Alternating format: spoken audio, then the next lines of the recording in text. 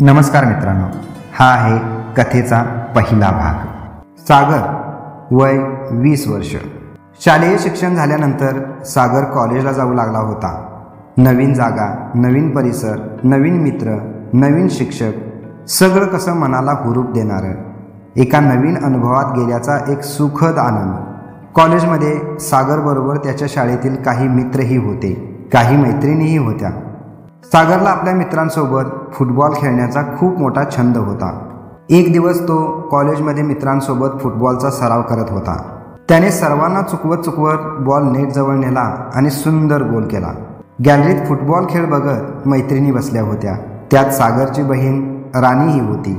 सागरला एवढा आनंद झाला होता की त्याने बॉलला पायाने किक मारली आणि बॉल आकाशात उडवला।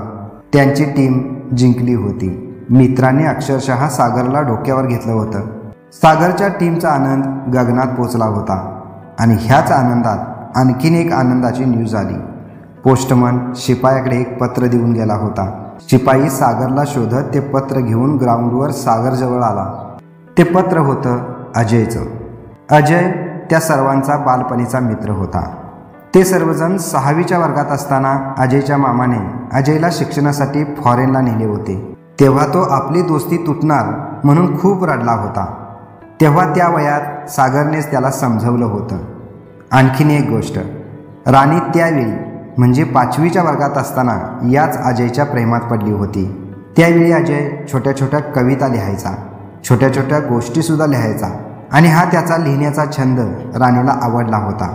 राणी अजयवर प्रेम करते ही गोष्ट त्यावेळी सागरलाही माहीत नव्हती। सागरला काय हे तिचं प्रेम अजयलाही माहीत नव्हतं। ज्या दिवशी अजय फॉरेनला चालला होता त्याच दिवशी राणीने त्याला प्रपोज केलं। त्या वयात हे केवढं मोठं धाडस। अजयलाही ही गोष्ट पहिल्यांदाच समजल्याने तोही चकित झाला होता। पण अजयने त्यावेळी तिच्या प्रेमाला नकार दिला होता, कारण तो तिच्यापासून खूप दूर चालला होता आणि हे त्यांचं प्रेमाचं वयही नव्हतं। पण राणी खूप हट्ट करत होती आणि मामाने फ्लाईट सुटण्याची वेळ सांगितली होती, म्हणून अजयने तिच्या प्रपोजला होकार देऊन टाकला होता।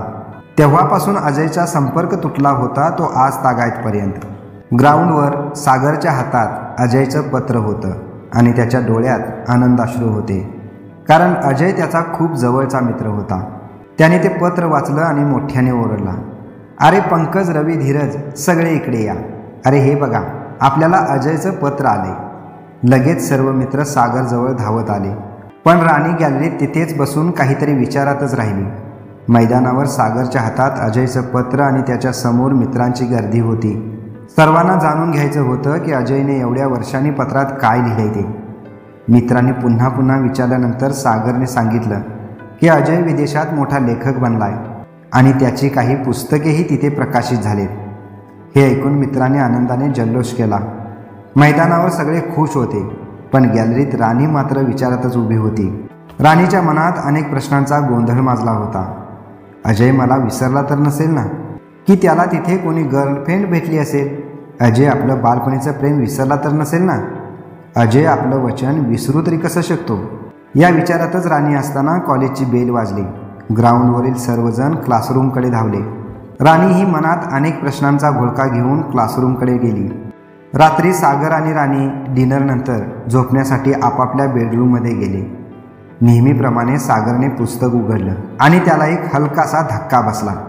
त्याच्या पुस्तकात ती वस्तू नव्हती जिला बघितल्याशिवाय त्याला झोपच येत नव्हती। आता ती वस्तू काय आहे बघूयात पुढील भागात।